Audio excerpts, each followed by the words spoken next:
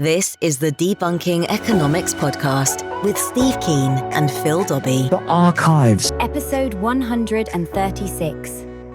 What's a country's optimum population size? This is the Debunking Economics Podcast with Professor Steve Keen. I'm Phil Dobbie, and today we look at population. We know the world's population is growing, and it can't keep growing for long because we won't have the resources to support it. But what about individual countries? Could some places actually benefit from a bigger population? Today we discuss the search for the optimum population size. That's today on the Debunking Economics Podcast. Now, there was a survey last month which asked Australians how they felt about welcoming more people into their country. And, of course, Brexit is a sign that many don't want more people in Britain. The survey in Australia showed that 70% of the population felt that at a little over 25 million people, Australia didn't need any more. The reasons they gave: the cost of housing, overcrowding in cities, traffic problems, and job security. So, Steve, let's start in Australia.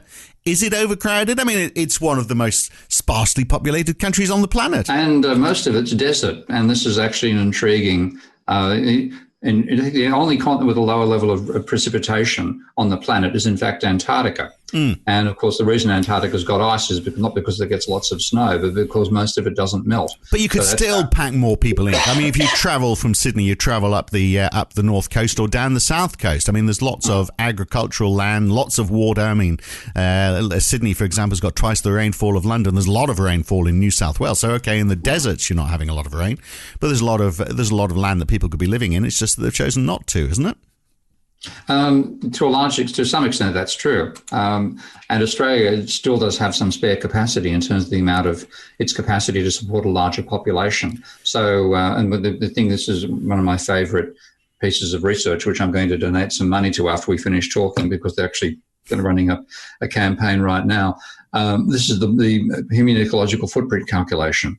And that is showing that Australia's biocapacity per gigahectare is 13.3 peoples. Must be millions. Hang on. Biocapacity per person, 3.8 GHA. It can't be gigahectare, but it's large. Okay. 13.3 unsustainable, per person. Anyway, yeah. Yeah. We're using Australia's using 6.9, so it's got a capacity of 6.4. Meaning it's actually got room to go before, and this is the important point, before the human species alone in Australia absorbs 100% of the regenerative capacity of the Australian land. Right. This is not looking at running down irreplaceable resources now, but saying, given that plants grow at a particular rate, given the climate in the country as well, how much of what is harvestable is harvested each year by the human species alone in that planet? And the answer, and this is including us, of course, running sheep and cattle and so on, which is part of the inputs to us, the answer is 6.9 GH. I can't go into the G being giga. I've got to check that out later. Hectares per person. Well, we do 6.9 GHA, whatever. I'll leave the 6.9 GHA is what we're using. 13.3 G is what we've got available. So I've got a 6.4 GHA capacity. So Australia, in that sense, could absorb a larger population. Right. But I just looked up GHA and I got the Global Hotel Alliance, so I'm sure it's not that. Well, both have to look into it. But look, energy consumption in Australia is twice what it is in the UK because they're bigger houses, big sprawling houses with the air conditioning on all the time. So if we were looking at, the best answer for the planet, if we were just looking at it in terms of footprints, then we'd probably say, the best thing to do actually is everyone leaves Australia, moves to the UK and lives in a small house where they don't need the air conditioning. And that would be that would be better for the environment. And what you find is, and it comes down to the biocapacity element as well. The biocapacity per person is 1.2 GHAs. The footprint is literally 4 times that in the UK, 4.8 GHA. So the deficit for the UK is 3.6 GHA per year. So we've got... Well, how can that be if we're consuming? An agenda explaining what GHA actually means once we both research it later, Matt. But it's also the Glasgow Housing Association. It's and there'll be a million. Well, the Ghost Hunters Academy. There's lots of GHAs. I'll look it up on the site after we finish, and you can whack it in there. But that's the UK is it is actually using looking at the land usage in the UK in general. It's using 4 times the renewable capacity of the UK. Well, how can that be when it's consuming half the energy per capita of Australia, which I find a bit strange. It comes back to the agricultural land that's available. Yeah, the amount of okay, but it's the calculation for the global footprint has 2 elements to it, and I'm sure there'll be some people who will be saying, "Oh, that's why it's nonsense."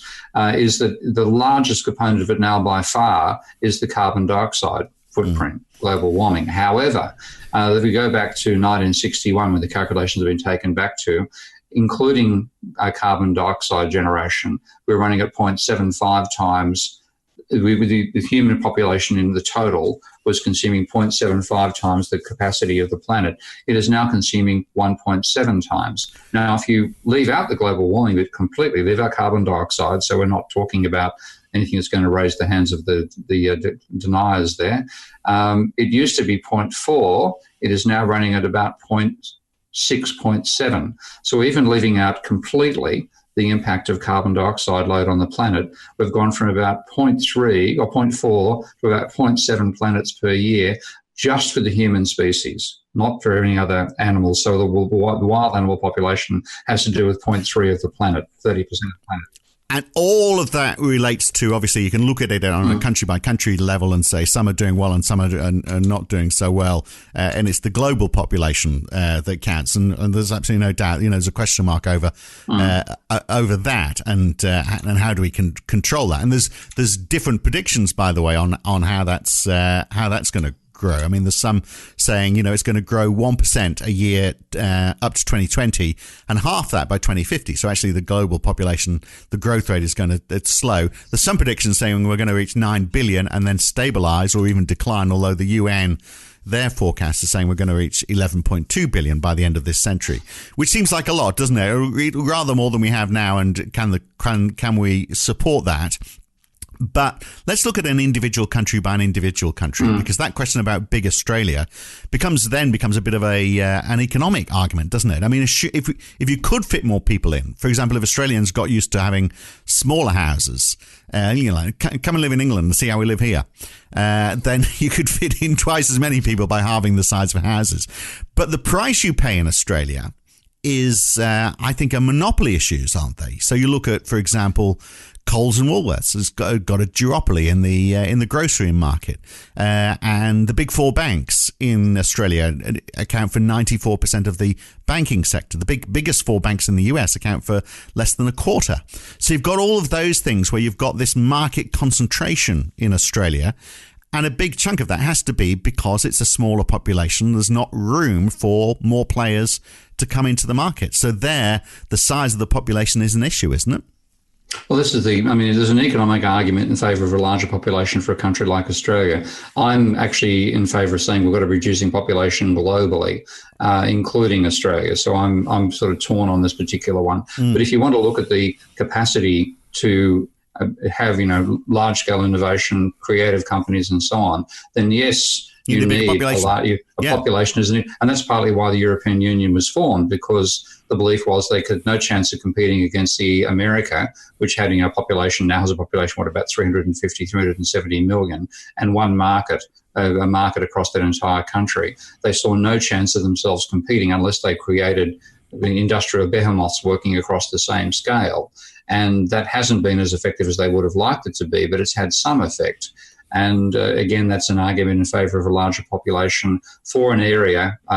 It's also an argument as to why a country like America becomes dominant in the first place. And I've seen this very well argued by a couple of American institutions, that if you look at America, what you have is the Appalachian Range down the East Coast. You have is it the Rockies that go up? The Rockies in the middle, I think, and there's a coastal range of some sort along California. I don't know my geography all that well, but the enormous plains area means you've got this huge open market, all using the one currency and all speaking the same language. So you get the capacity for a huge economy to boom there. Now, what other country applies the same thing? Little old China. Which again, until you start getting to you've got plenty of dramatic landscapes in China, but until you start getting to the Tibetan steppes, you've got a gigantic land area which can give you a gigantic market and to sell into, and then you get that scale innovation, which is not possible for smaller countries like Australia or, let's say, Sweden. And you don't get those competition issues that you, well, maybe you do in China because a lot of it's state-owned, but certainly in the United States, I mean, you get that diversity. And if you get too much market concentration, that's not good, not just from a competitive point of view, but also from in terms of inequality, because you're going to get those companies doing rather well, overcharging, and all those high earnings are going to go to the investors, and the poor people are going to pay the higher prices. So you get rising inequality, don't you, that way? Well, you get that. It's not too bad in America either, mate. So I don't think that's not exactly a major point. But I think the population one for countries. The reason this is becoming an issue is because people are being driven out of various regions and they're wanting to move because they simply want to survive by moving. And if you take a look at the Middle East and say what's the population pressure there, then it's enormous because, again, on the same, like Iran, for example, has a tiny capacity per person. This reflects the population as well as the landscape as well. That's why Australia's number is so large per person. It's got a capacity of 0.8 GHA. It's using 3.4. So it's running a deficit of 2.6 per annum. If you take a look at the hotspot of Syria, and I'm trying to locate it on the map right now. There we go. Okay, Syria has a capacity of 0.5, a footprint of 1.5, so it's -1 per year. Now, given the environmental pressures that apply in that part of the world, as well as the war that's broken out there as well, that's why people are leaving. And the whole of North Africa is in the same situation. So we're getting people pressed out of areas which are overstressed, and where they're heading is the areas which not necessarily are less stressed, but have a higher income capacity, higher ability to absorb it. That attracts those people, and that's what's leading to the rising racism we're seeing these days. But it's a no-brainer, isn't it, that people are going to go to wealthier countries if they believe they're going to have a higher standard of living. You're never going to stop that. Yeah, and what we have is a planet in stress, and this is the whole population issue. If you go back to the Limits to Growth study back in 1972-73, every alternative scenario they ran failed to avoid a ecological crisis unless it also included reduction in population. And I think we're pushing ourselves into that region right now because 40 or 50 years on, we've ended up in the situation they were wanting us not to get trapped in. But it sounds like you're also saying, a bigger Australia might not be a bad thing from an economic point of view. From an ecological point of view, would be hitting the edge of where we want to go. But from an economic point of view, because it's going to create more competition, it's going to create more jobs, more opportunities, and more innovation.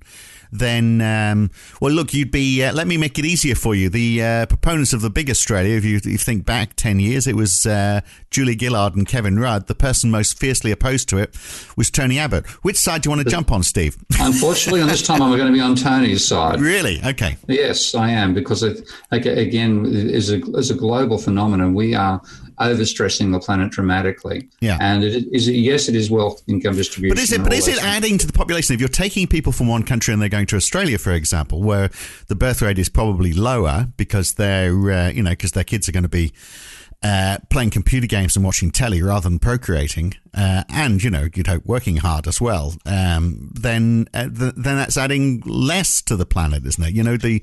Because we're seeing slower natural growth rates in developed economies, but lower birth rates than we are in developing economies. I still think we're well past the carrying capacity of the planet. We have to recognise that and reverse direction in every sense, including population. And we're not. But it's the it's the distribution of that population I'm trying to get to. We don't want to have situations, as we've spoken about in the past, where Greece, for example, is losing population. But we can we slow the growth by redistribution, and is that redistribution exercise actually going to make us wealthier?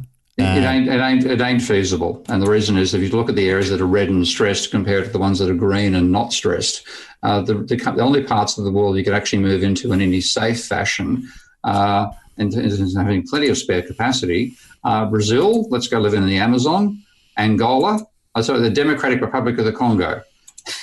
We don't want to go to the Amazon because they're chopping down enough trees as it is, so that's bad for the planet. Right. Okay, so and Democratic Republic of the Congo is not good for your health either. So they're Central African Republic and so on. Those are the regions where there's low population. Namibia and Madagascar and Papua New Guinea, even Indonesia is, I think the whole continent of PNG would be okay, but it's just PNG. Papua New Guinea turning up okay because the other half's included in Indonesia. But the level of stress you're looking at, you look at this map, this is a holy shit map. Okay. But it's politics. There's no reason, is there, why Papua New Guinea, for example, apart from politics, would be any different to Northern Australia. Climatically, it's the same. You'd be able to support the same, population per whatever you want to call it, per square kilometre. It's just politics that's making those places unlivable. Well, it's also agriculture and industry and manufacturing capacity and so on. But we simply don't have enough regions to move to. There's no equilibrium here. If you try to redistribute, you're not going to solve the problem. Another country, by the way, which is a great one to move to, relatively speaking, not as good as Brazil or Central African Republic, is Russia. That's going to happen in a hurry, isn't it? Mongolia is not bad either. You're picking the eyes out of places we aren't totally overstressing with population already, and there isn't much to go. So and I think, right, if we weren't going to try and save the planet, then let's just look at this from a single country's point of view. If I was the Prime Minister of Australia, would I want the population to stay as it is? Would I look for slow growth? In other words, how do we arrive at what is the optimum population for a country, ignoring the strain that we're placing on the environment and the world as a whole? If we're just looking to say, well, okay, economically, short-term economically, before economics collapses because there's not enough resources because we've used them all, is there a point at which we can say this is the optimum population? For example, is it income per capita? If we say, well, okay, if we have any more, that income's going to start to slide, or is there some other measure? How can we tell, if Australia is at whatever it is right now, 28 million, is it something like that? If that's the right, how do we know that's the right number rather than 34, for example? Well, it also depends on the rate of growth of that number, and this is one point which people who are critics of big Australia, and as I said, I'm putting myself in that category, include is that when you're growing rapidly, and Australia is one of those countries, the population is growing very rapidly, courtesy of migration, then you have to be putting in more infrastructure, broadening your infrastructure. More roads, more houses, right? More, not better houses, which is more jobs, better roads. Building. You're not deepening your technological capabilities. You're extending what you've currently got, and of course that takes technology to do it. But you said yourself in an earlier episode, the larger the more people you have. In fact, I'll do that again. Sorry, you said yourself that the bigger the population, then the greater the diversity. You're not having those monopoly issues, for example. But it's in the transition to get there. You have to have. If you're building the infrastructure in that process, so you can grow too rapidly. You can put there's a rate of growth that lets the population expand.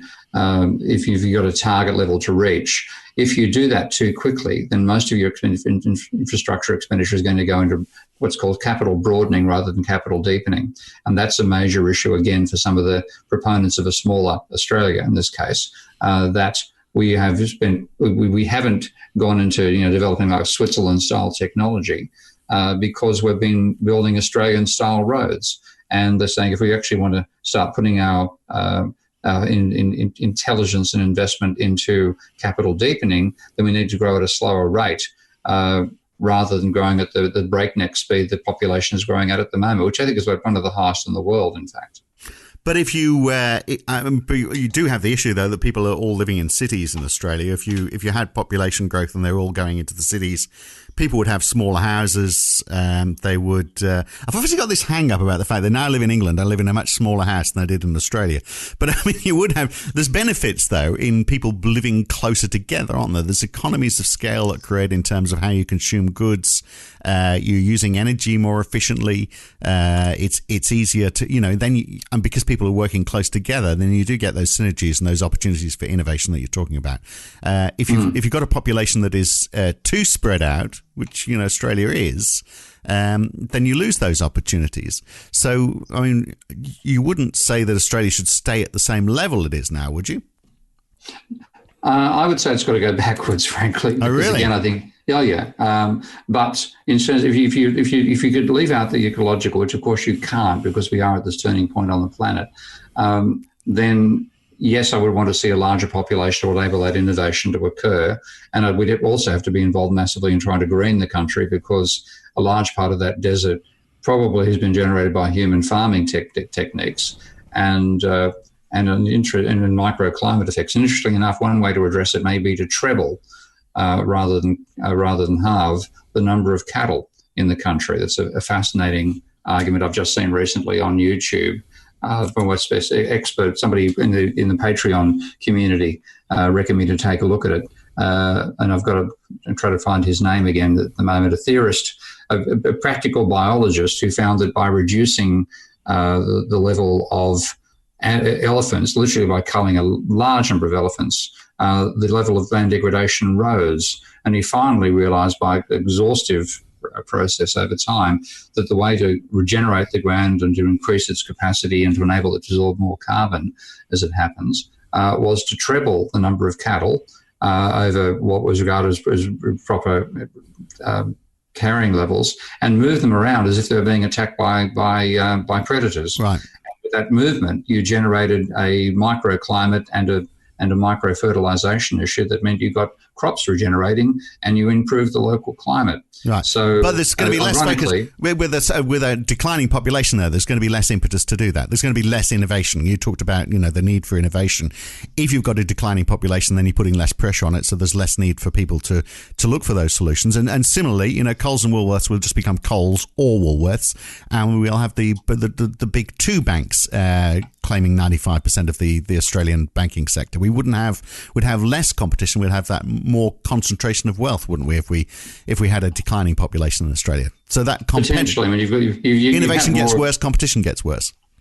Yeah, and it's as some of my colleagues talk about it. It's a mates market. A mates mentality dominates the place because of the smallness of size. Yeah.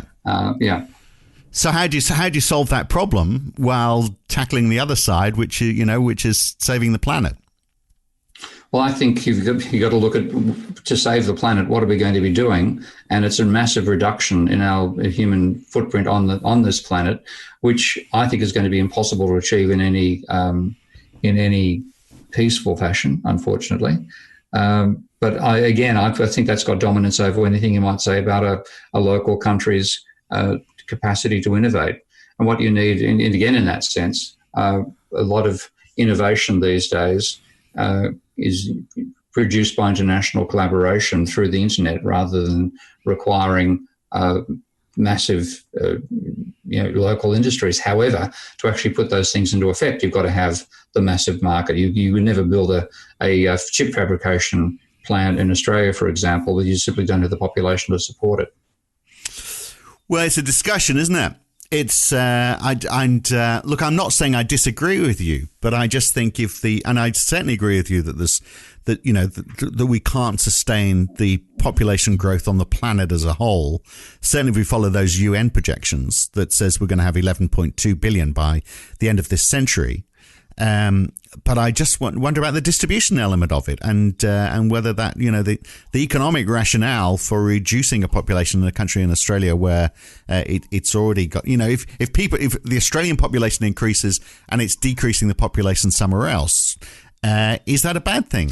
I think I've got real problems about this one because I think that is meaning we don't address the problems of why people are moving in the first instance. Why do people migrate?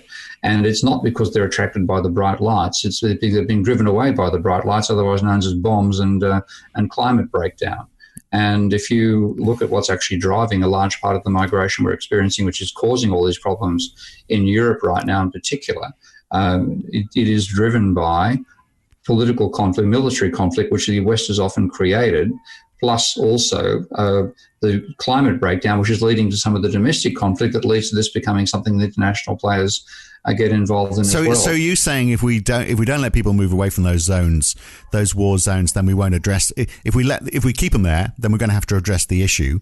Whereas if we let them move, then we ignore the issue. Is that what? Yeah, and we make the place more. I mean, this is what we ignore the issue anyway. We ignore the issue anyway. We've ignored Syria for years. I mean, and I've seen plenty of like after with the apparent defeat of ISIS, there's a couple of people I follow on Twitter who are the Syrians, and they're making the case that Syria is reviving now that the attempt to cause regime change is collapsing, and I think got the leader's name, Bahir Baskar. His regime being reimposed is actually meaning you've now got a regeneration of the culture, and people are potentially moving back there again. Whether that happens is another open story. But if you make these places unlivable, of course people are going to want to move away from them, not because they want to move, but because they want to live. And that's a huge part of the motivation behind the migration, which is causing the breakdown we're seeing globally. So you can't address this in the recipient countries without leading to the sort of right-wing fascist behaviour we're seeing, and people dying in the Mediterranean and internment camps in Australia or offshore, but run by Australia. That's the alternative. The other end, it's let's rebuild these countries. Let's stop the military conflict. Let's make it attractive to return. And for most people, make it attractive to return to where they were born and raised. That's where they go. All right. One final point then, because you did mention it when I was talking about this competition issue or lack of competition issue. You said and the need for innovation. You pointed to that was one of the good ideas. I think you said something positive about the EU. Is that part of the solution, in fact, that we need to broaden our definition of what countries are, or to establish more trading blocks like the EU? Would that solve the problem? If we've got lots of countries of a small population, we don't need to worry about what the optimum population from that country is from an economic point of view if they're part of a broader group of countries, like the United States is a collection of states. Yeah, this is an argument in favour of a larger market to enable more innovation to occur, and that is why America has been successful. And a guy called Bob Rowthorne, who's actually speaking at a forthcoming economics conference I just noticed a moment ago as a keynote speaker, Bob Rowthorne made that case. I saw it back when I was doing my master's degree back at New South University, and his argument was that with increasing scale, you get economies of scale, you get increasing innovation as well, which is the strong case behind why America is the dominant country on the planet and why China is the one that's coming up to rival it. Europe can't manage the same thing because America and China both have an open, plain, easy movement across the entire continent, and they have the same language and the same monetary system. UK, Europe tried to achieve it with just the monetary system, without the fiscal system and without the easy movement across large parts of the continent as well. Well, of course, that's what the EU, people are criticising the EU for wanting to achieve ultimately. Freedom of movement, single currency, in effect, one nation. Yeah. I mean, if it was done with a fiscal union as well, right in the very outset, then it could have worked. But by doing it without a fiscal union, by putting a fiscal headlock on the economies, the states, then it made it a failed experiment. All right. Okay. We'll leave it there. GHA, by the way, is global hectare, which is based on the world average for biological productivity for a hectare. So some land might be less productive, some might be more, but if you take the global average, you get a global hectare. So there we are. That's the answer to that question. But as to the size of the population, look, we're not going to solve that, are we? Because the world hasn't solved the problem, but interesting to get your take on Australia in particular, where you'd actually like to see a smaller Australia. Good to talk, Steve. Okay. We don't always have to agree. I just look at Australia and see just massive monopolies or duopolies, which amount to almost the same thing, and the government having to step in and do things equally as inefficiently, which seems to be the way a lot of Australia operates. But anyway, that's it for this time. Next time, hey, look, we're going to look at total free market. Milton Friedman, we're going to try and fact check Friedman next time. Where did his theories go wrong? You should have a bit of fun with that one. That's next time on the Debunking Economics podcast with Professor Steve Keen. I'm Phil Dobbie. Thanks for listening. If you've enjoyed this podcast, then please share it with your friends, like it on YouTube, and subscribe to this channel.